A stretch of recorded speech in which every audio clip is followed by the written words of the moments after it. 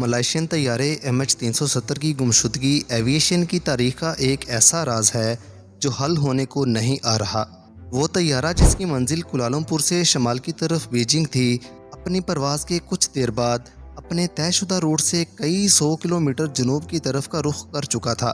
जिससे माहिरीन ये नतीजा अखज़ कर रहे थे कि जो कुछ इस तैयारे के साथ हुआ वो पायलट और को पायलट ने पहले ही तय कर रखा था। अगर तफ्तीश के इस मुमकिना रुख को सामने रखें तो जहाज़ के पायलट के घर से 1000 मीटर रनवे वाले जिन 5 एयरपोर्ट्स के नक्शे बरामद हुए, इनमें 2 जनूबी हिंदुस्तान, एक श्रीलंका, एक मालदीव और एक जनूबी बहरा हिंद में वाक़या अमेरिका के मिलिट्री एयरपोर्ट डेगू गार्शिया का है। जहाज़ गायब होने के चंद घंटों के बाद फॉक्स न्यूज़ समेत बहुत से मीडिया हाउसेस ने शोर मचाना शुरू कर दिया कि ये जहाज़ पाकिस्तान के कबायली इलाकों में गायब कर दिया गया है। हालांकि बोइंग 727 के उतरने के लिए जिस किस्म का रनवे दरकार होता है वो कबायली इलाकों में कहीं भी मौजूद नहीं। मलेशियन एयरफोर्स के चीफ का बयान सामने रखें तो उनका कहना है कि तैयारे का आखिरी सिग्नल रात 2:20 पर मौसूल हुआ। इसके बाद सब कॉन्टैक्ट्स ख़त्म हो गए। मालदीव की फ़िज़ाई सर्विस का कहना है कि एक जहाज़ को बिल्कुल नीची परवाज़ करते हुए देखा गया। फॉक्स न्यूज़ की बात को मद्देनज़र रखते हुए अगर एक लम्हे के लिए ये भी फ़र्ज़ कर लिया जाए कि ये जहाज़ मालदीव से उड़ता हुआ मॉरिशस के करीब अमेरिकन एयरपोर्ट डेगू गार्शिया, जो कन्याकुमारी भारत से 1790 किलोमीटर दूर है, पर उतार लिया गया, क्योंकि इस जहाज़ में सवार 154 चीनी मुसाफिरों में से 19 चीनी मुसाफिर ऐसे थे जो अमेरिका में टॉप टेक्नोलॉजी के माहिर थे और वापस अपने वतन जा रहे थे, जो अमेरिका को हरगिज़ गवारा नहीं था।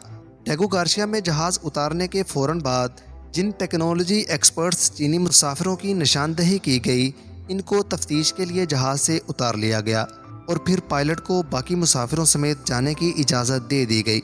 जो ही ये जहाज़ बहरा हिंद के ऊपर पहुंचा, इसे रिमोट कंट्रोल के ज़रिए तबाहकुन बारूदी मवाद से उड़ा दिया गया, जो इस जहाज़ में डेगू गार्शिया में नस्ब कर दिया गया था।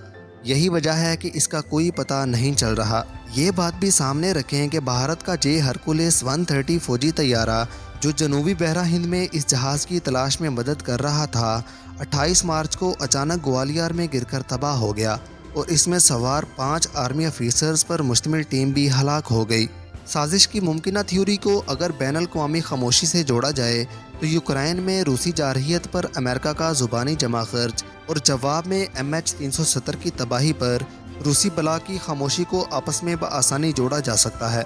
MH370 से पहले भी कई जहाज़ हमेशा के लिए गायब हुए हैं। इनके बारे में शक है कि इन्हें जानबूझकर गायब किया गया और इन जहाज़ों में से चंद ज़ेरे फहरिस्त हैं। नंबर 1, 25 अगस्त 1992 को PIA का एक फोकर तैयारा, जिस पर टीम समेत 54 मुसाफिर सवार थे, गिलगित से इस्लामाबाद के लिए फ़िज़ा में बुलंद हुआ। लेकिन कुछ देर बाद ये जहाज़ ऐसा गायब हुआ कि आज तक इसके मलबे का एक टुकड़ा नहीं मिल सका।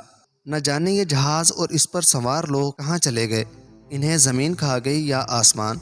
नंबर 2, 1999 में मिस्री एयरलाइन के बोइंग 767 की फ़्लाइट 990 लॉस एंजलिस से रवाना हुई और फिर बोइंग 767 अटलांटिक ओशन में गिरकर तबाह हो गई।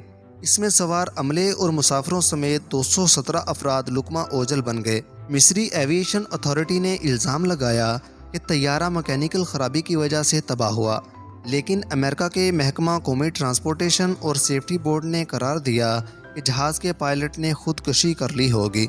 नंबर 3, 1971 में हवाबाजी की तारीख का एक अनोखा और इंतहाई नाकाबिले यकीन वाक़या पेश आया। नॉर्थ वेस्ट एयरलाइन का बोइंग 727 फ़िज़ा में अपनी मंजिल की जानिब रवां दवां था कि एक शख्स ने इस जहाज़ को हाईजैक कर लिया और इस जहाज़ को हाईजैकर की हिदायत को मद्देनज़र रखते हुए सीटल एयरपोर्ट पर उतार लिया गया।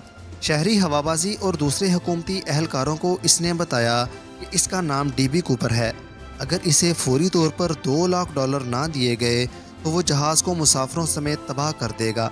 इसे फौरी तौर पर $2 लाख अदा कर दिए गए, जिस पर इसने जहाज़ में सवार तमाम मुसाफिरों को रिहा कर दिया, लेकिन जहाज़ के अमले को असलहे के ज़ोर पर यरगमाल बनाए रखा।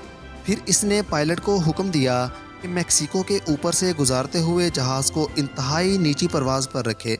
हाईजैकर ने जब देखा कि जहाज़ इंतहाई कम बुलंदी पर पहुंच गया है تو وہ پیراشوٹ کے ذریعے جہاز کے پچھلے دروازے سے چھلانگ لگا کر نیچے کود گیا۔